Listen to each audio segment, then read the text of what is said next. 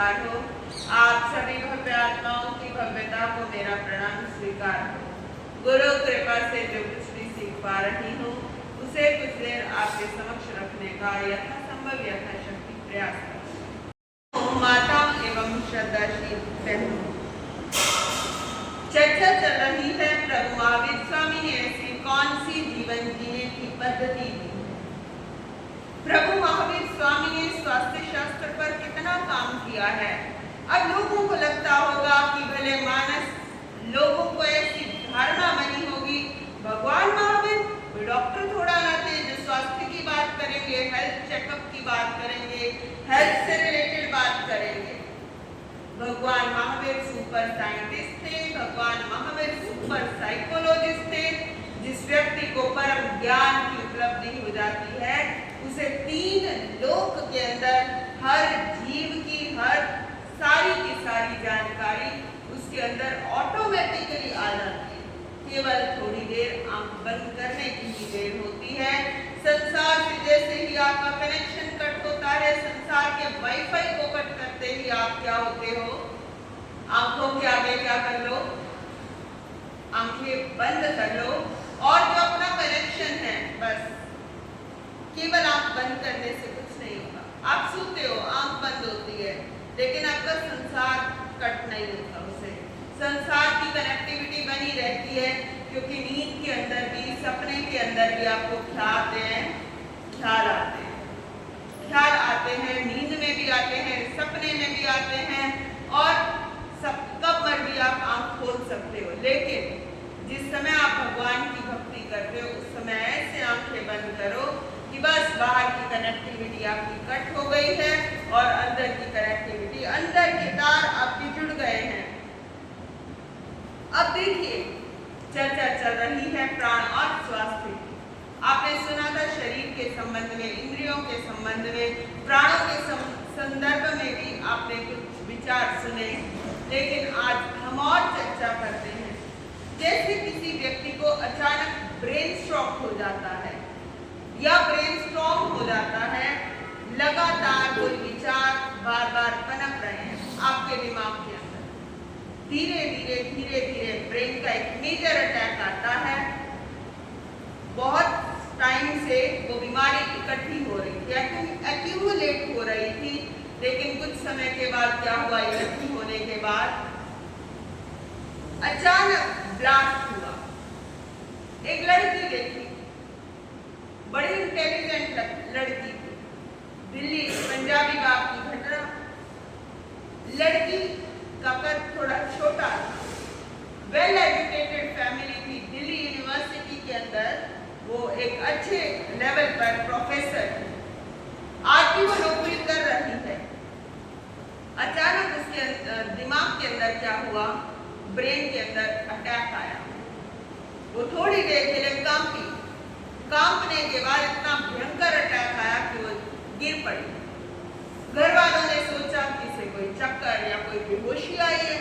घर वालों ने उसके ऊपर क्या किया, पानी डालना चालू कर दिया, उसके हाथ पैरों को मसलना चालू कर दिया, हिलाना चालू कर दिया, लेकिन वो नहीं हिल पा रहे, उसकी आंखें नहीं खुल पा रही। अचानक उसे 12 डिवीजन हॉस्पिटल के अंदर दिल्ली में ले जाया गया और हॉस्पिटल के अंदर जाकर डॉक्टर के द्वारा कहा गया कि इसको ब्रेन का एक बहुत बड़ा अटैक आया है। पहले इसके अंदर दिमाग के अंदर चिंता थी कि भाई मेरा विवाह नहीं हो रहा, कमाती है लगभग 2.5 लाख रुपए महीना, लेकिन उसका विवाह नहीं हो पाने की वजह से, कद छोटा होने की वजह से उसने इतनी चिंता अंदर ही अंदर घिर गई कि अटैक आ गया। अब प्राण क्या हुआ, इकट्ठे हो गए एक जगह पर। अब वो प्राण को पूरे शरीर के अंदर चलना चाहिए, लेकिन प्राण कहाँ इकट्ठे हो गए, उसके खोपड़े के अंदर। अब नाभि केंद्र में अगर प्राण ज्यादा इकट्ठे हो जाए तो आपको नाभि से जुड़ी समस्या आ जाती है, चिड़चिड़ापन चालू हो जाएगा, आपको क्रोध चालू हो जाएगा, आपको एंजाइटी चालू हो जाएगी, आपको स्ट्रेस चालू हो जाएगा। अब आगे देखो, एक व्यक्ति है जिसे पैरालाइसिस का अटैक आ जाता है और उसके अंदर भी क्या है, सारा का सारा रोल किसका है, प्राणों का है। प्राण क्या हुए, डिसऑर्डर हुए।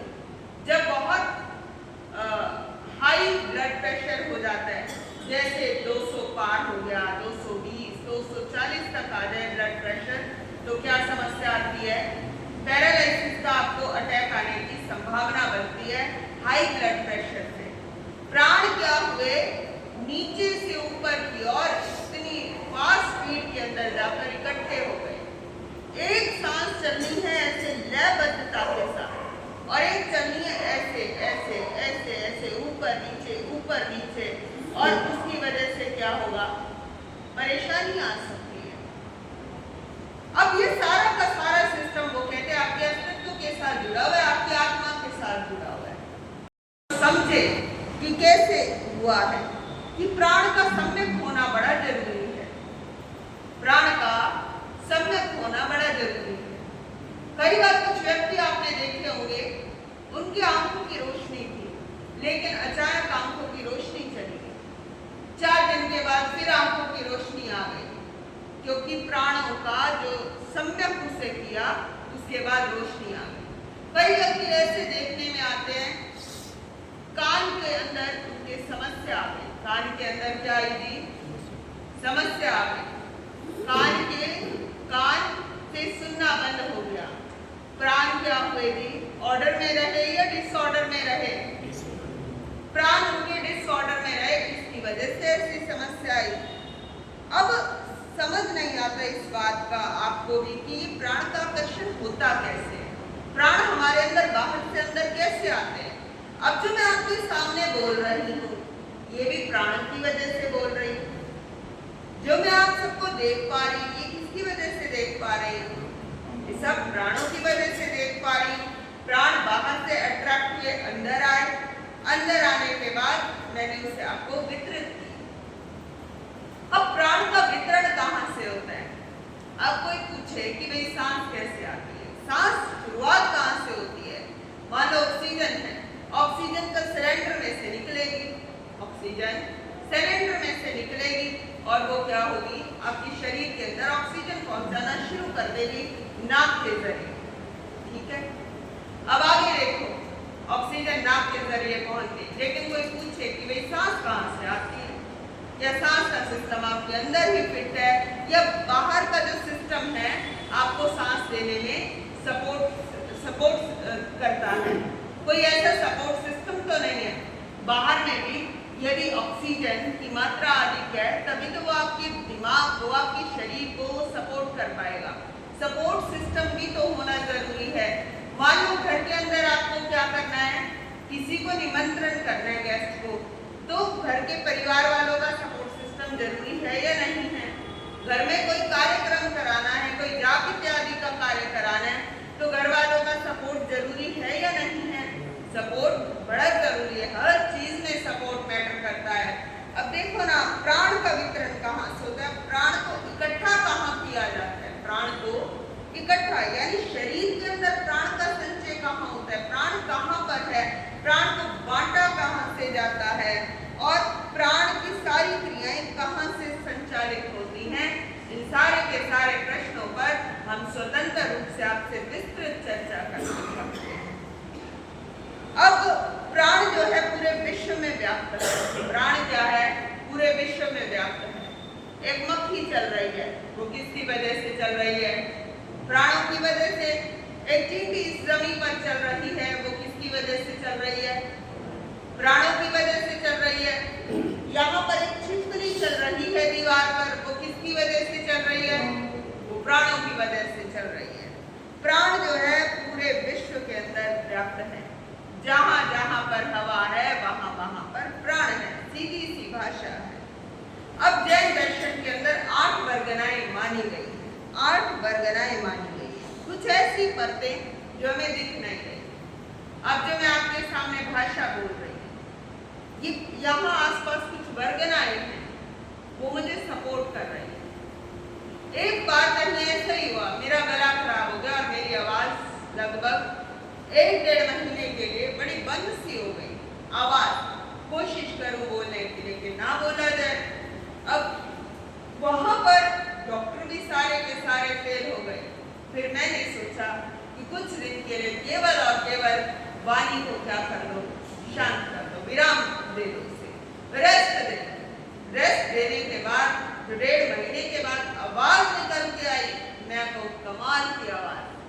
जो आसपास का जो सिस्टम था, एक पर्टिकुलर एरिया के अंदर आवाज नहीं कर रही। एक पर्टिकुलर एरिया के अंदर, मान लो यहाँ से यहाँ पर आवाज नहीं आ रही, उस हिस्से में गए, आवाज आनी चालू हो गई। तो ये जो आसपास के वर्गनाएं, आसपास के वर्गनाएं, ये हाथ हिल रहा है, ये उन वर्गनाओं के सपोर्ट से ही ये हाथ हिल रहा है। ये जुबान जो निकल रही है ये वर्गनाओं की वजह से ही निकल रही है। दिमाग के अंदर जो बात चल रही है आपको बताने के लिए, वो भी किसकी वजह से निकल रही है? वर्गनाओं की वजह से निकल रही है। अब उन्हीं में एक वर्गना है, उस वर्गना का नाम है तेजस वर्गना। क्या नाम है जी? तेजस वर्गना, जिसके अंदर तेज हो, जिसके अंदर ओज हो, जिसके अंदर चमक हो। हमें कहीं बाहर जाने की जरूरत ही नहीं है। हमारे आसपास क्या है? प्राण का एक वलय बना हुआ है, प्राण का एक चक्र बना हुआ है, एक वलय बना है, आभामंडल बना हुआ है। पुराने जमाने की तस्वीरों में आपने देखा होगा कैसा आभामंडल होता था जी? हाँ जी, कैसा होता था? पुराने जमाने की तस्वीरें, जो आपका चेहरा है उसके चारों ओर ऐसा गोल चक्र बना होता था। मरने के बाद भी 3 दिन तक आपका जो आभामंडल है ना विसर्जित होने में लगता है।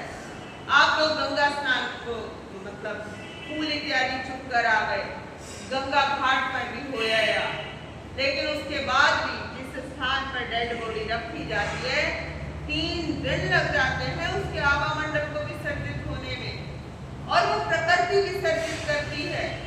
ऐसी मैंने एक पुस्तक पढ़ी थी, मृत्यु से मुलाकात। कोशिश हुई कि भाई मृत्यु क्या चीज है इसके बारे में जाना जाए, जन्म क्या चीज है इसके बारे में जाना जाए। ये अक्सर लोगों के मन के अंदर बड़े खौफनाक प्रश्न उमड़ते हैं कि मृत्यु के बाद कैसे होता है, कहाँ जाता है, क्या इन लोगों से हम मिल सकते हैं या नहीं मिल सकते। ऐसे मन के अंदर सैकड़ों सवाल उठते हैं। वर्गनाएं हैं, वो कहते हैं कि भाई हमें कहीं बाहर जाने की जरूरत नहीं है, हमारे आसपास ही प्राण का एक वलय बना हुआ है, चारों ओर प्राण की जो सामग्री है वो विकिरणों के रूप में चल रही है। अब शरीर है, ये हाथ है, हाथों के आसपास से कुछ तरंगे आ रही है, शरीर के आसपास से कुछ तरंगे आ रही है। वो तरंगे क्या है? विकिरण है। वो क्या है? प्राण है। वो क्या है जी? प्राण है, जिसे इलेक्ट्रोमैग्नेटिक फील्ड कहा जाता है। इलेक्ट्रोमैग्नेटिक फील्ड क्या है? वो तेजस वर्गना ही है। जैसे कई बार कुछ लोग होते हैं बड़े परेशान रहते हैं और उनके हाथों के अंदर अक्सर क्या होगा? नाखून के अंदर मैल जमी होगी, जो हाथों के रंग आकार होगा वो थोड़ा काला काला होगा, मैलापन होगा, और जो आसपास का हिस्सा होगा इस तरफ की जो रेखाएं होंगी आसपास की वो कटी रेखाएं होंगी। इट मीन्स उनके हाथ को देखते ही या उनके शरीर पर भी कुछ जगह ऐसे आकृतियां बनी होती हैं। इट मीन्स उनका आभामंडल कैसा है? अच्छा नहीं है, उनका इलेक्ट्रोमैग्नेटिक फील्ड अच्छा नहीं है, उनके जो तेजस वर्गना है वो अच्छी नहीं। प्राण तो है लेकिन क्या है? अच्छे नहीं, सही तरीके से नहीं वो प्राणों को ले पा रहे, छोड़ पा रहे।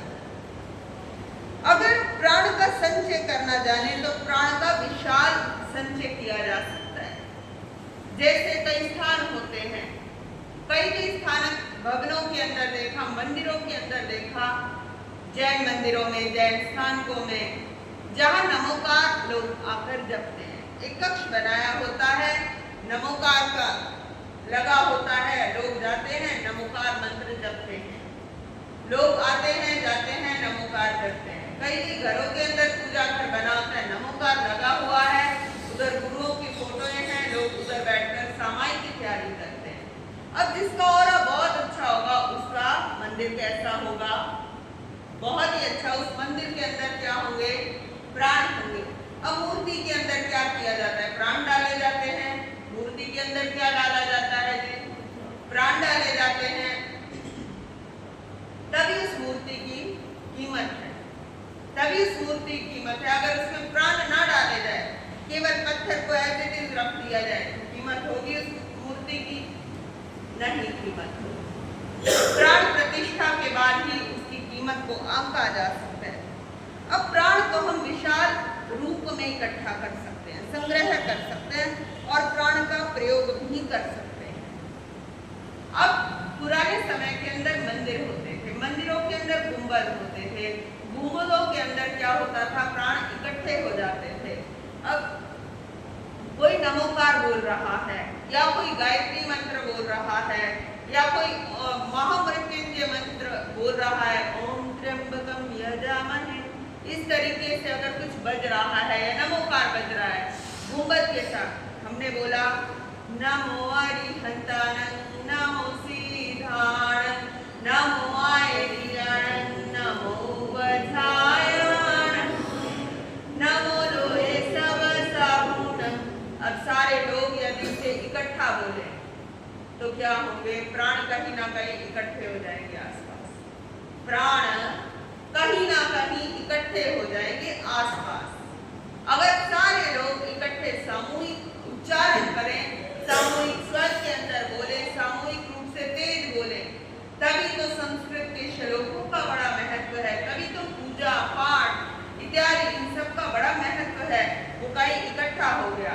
अब मान लो किसी को कोई बीमारी लगी, किसी को कोई बीमारी लगी, वहां गए, मत्था टेका, ठीक हो गए, ये क्या है? अब कोई कभी कभी किसी को कुछ ना कुछ बीमारी लग जाती है, लोग कहते हैं भाई फलानी देवी के यहाँ मत्था टेकाओ, फलानी माता के यहाँ मत्था टेकाओ, आप ठीक हो जाओगे। अब एक जो धार्मिक व्यक्ति होता है वो कहते हैं कि भाई ऐसा कुछ नहीं होता, अति धार्मिक व्यक्ति कहेगा ये ऐसा करने से कुछ नहीं होने वाला। अब दूसरा व्यक्ति कहता है भैया मैंने चमत्कार को देखा है, ऐसा तो होता ही है, वहां से सैकड़ों लोग तुम्हें मैं ठीक हुए बता देता हूं। अब दोनों व्यक्ति अपनी अपनी जगह ठीक है, अपने अपने दृष्टिकोण से।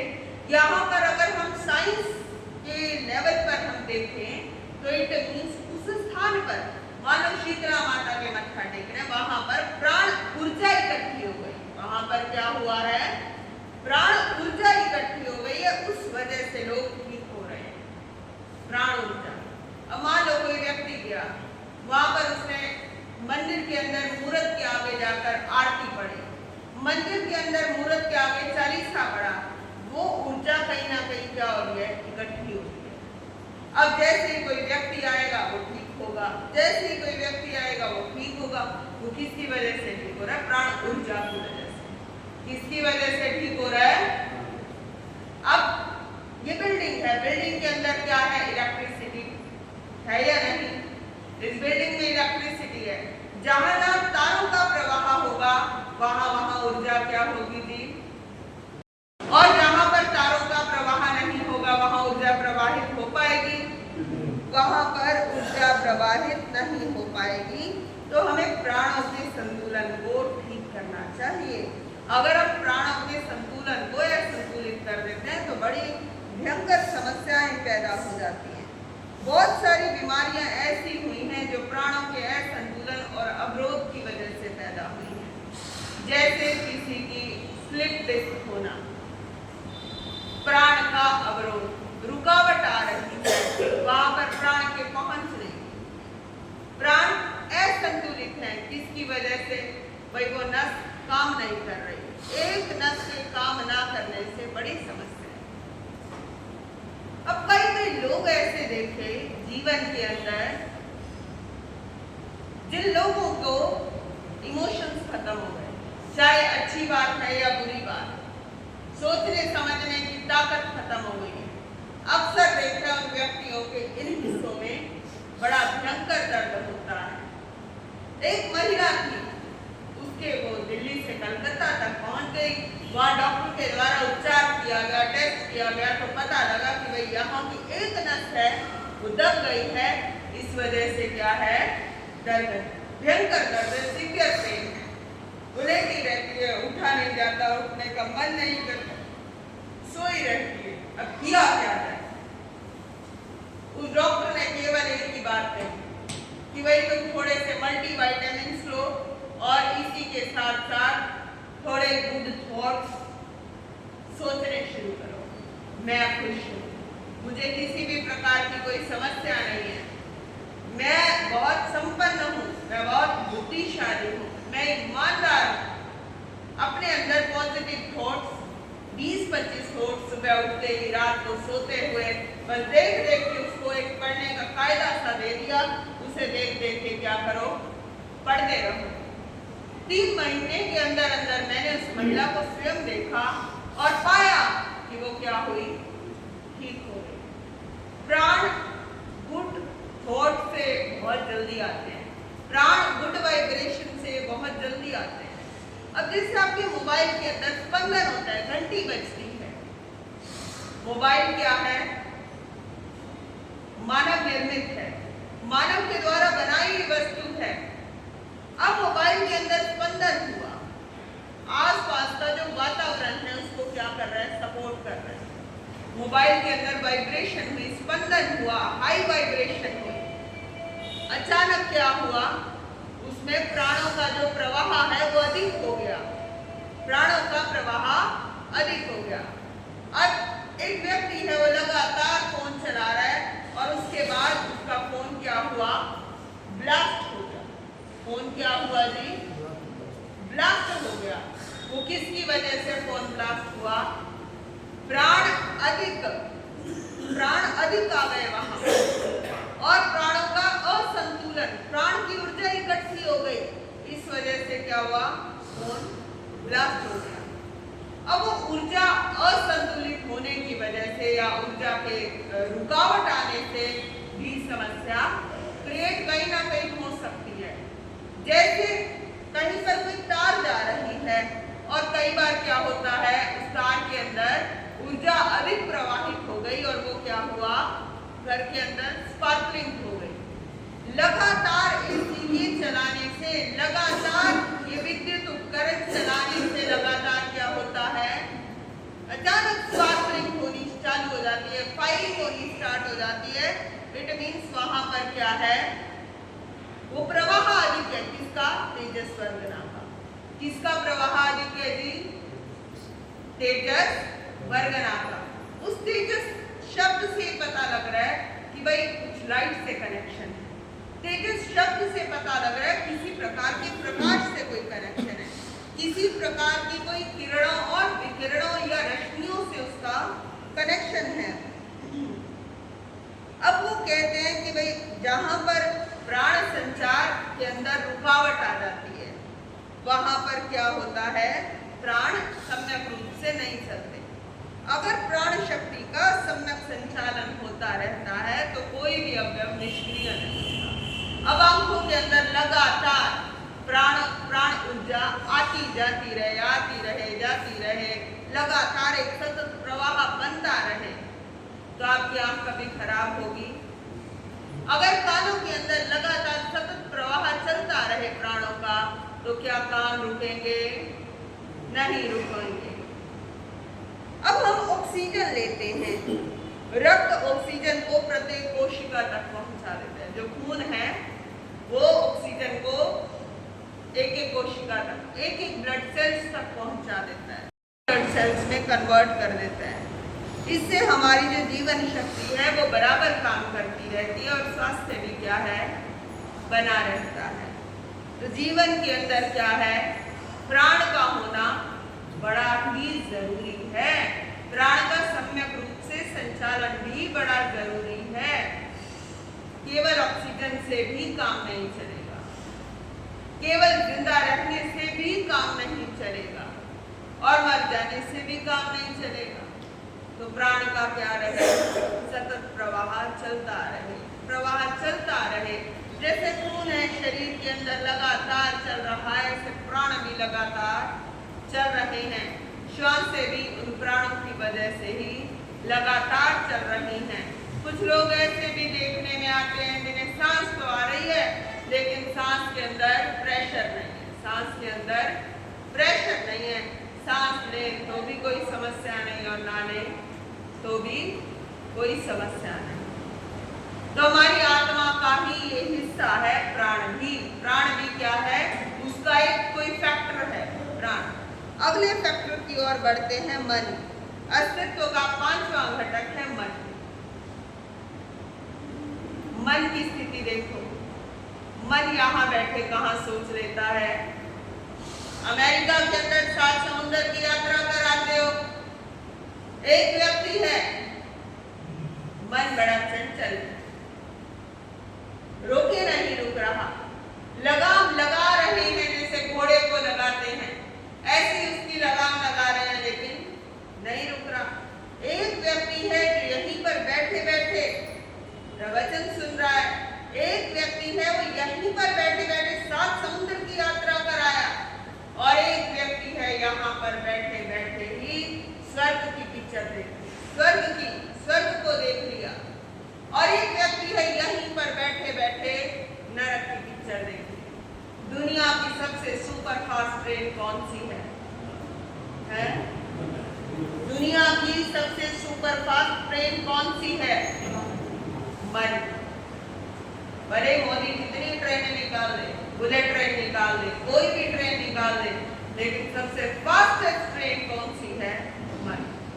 मन की इतनी स्पीड है कि मन से आगे नहीं बढ़ा जा सकता। जितनी भी चीजें हैं प्राकृतिक बनी हुई हैं वो अच्छी है, जो पर नेचुरल है, ये मन है, ये नेचर का एक स्वभाव है, व्यक्ति का स्वभाव है, उसकी आत्मा का स्वभाव है, ये नेसेसरी है और ये प्राकृतिक है, नेचुरल है। और जो ये ट्रेन इत्यादि है ये क्या है? ये नेचुरल है, ये मैन मेड है, ह्यूमन के द्वारा बनाई गई है, उसके मन के एक अंश को लेकर बनाई गई। अब यहीं बैठे बैठे ईश्वर के साथ भी कनेक्शन हो सकता है, और यहीं बैठे बैठे हम नरक के रास्ते भी खोल सकते हैं। देखो मन की स्थिति कितनी विचित्र है। मन के अंदर विचार रोके नहीं रुक रहे हैं।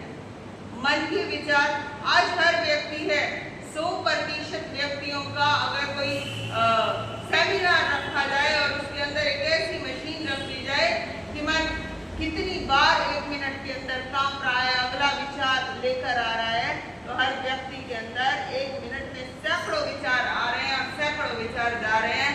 मन रोकने से भी नहीं रुकता। भूख रोकने से कंट्रोल होती है? हो जाती है। तपस्या करते हो कंट्रोल होती है ना?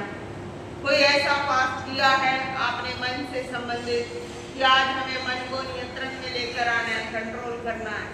भाई भगवान ने फास्ट तो दिया है। 8 दिन परीक्षण हो गए, संवत्सरी हो गई, ये तिथियां हो गई, अष्टमी, 14, पक्षी, पूर्णिमा, अमावस, ये तिथियां हो गई। ये सारी की सारी जो तिथियां थी ना, मन को शांत करने के लिए बनाई गई थी, मन को रोकने के लिए बनाई गई थी।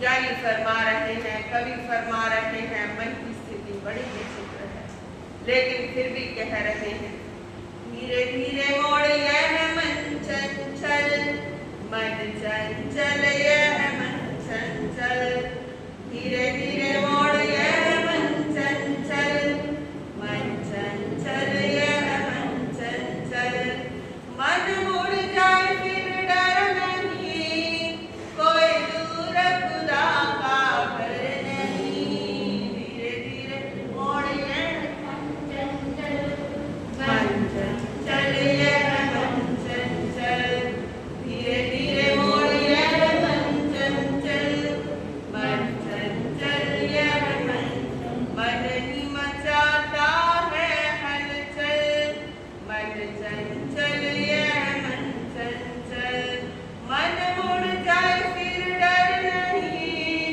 कोई दूर खुदा का घर नहीं, धीरे धीरे मोड़ यह मन चंचल, मन चंचल यह मन चंचल, धीरे धीरे मोड़ यह मन चंचल, मन चंचल यह मन चंचल।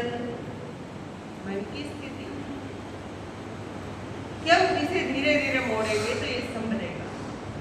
जैसे पूर्णिमा अमावस के दिन आया है कि भाई अपने सारे पर्दे जो है ना रख लो, अंदर रात को कोई भी किसी भी प्रकार की क्या ना आए, चंद्रमा की किसी भी प्रकार की किरण ना आए, डिप्रेशन के व्यक्तियों को बड़ी समस्या क्रिएट कर देती है।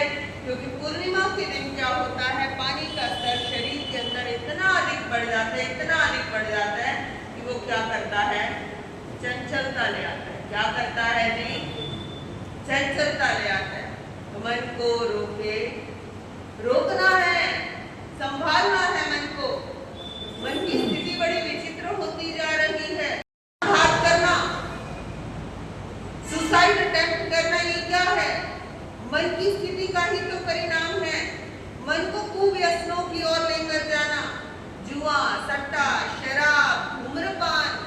पर स्त्री गमन, वेश्या गमन, जिन्हें जैन धर्म के अंदर 7 कुव्यसन कहे गया है, ये क्या है?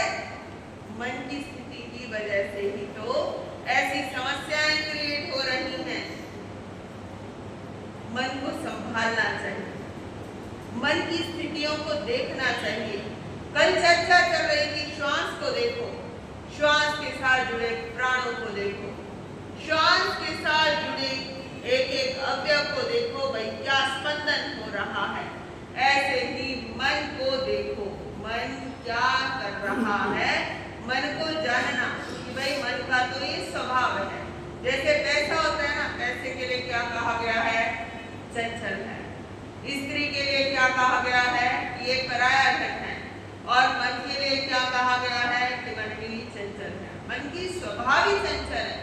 अब जिसका स्वभाव चंचल होगा तो वो हलचल तो मचाएगा ही मचाएगा।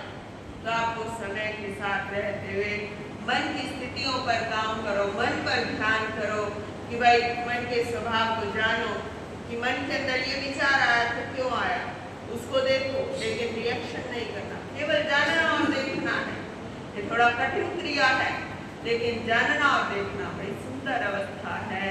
उसके अंदर व्यक्ति ध्यान की अवस्था में पहुंच जाता है, व्यक्ति होश की अवस्था में पहुंच जाता है, व्यक्ति जागरण की स्थिति के अंदर पहुंच जाता है।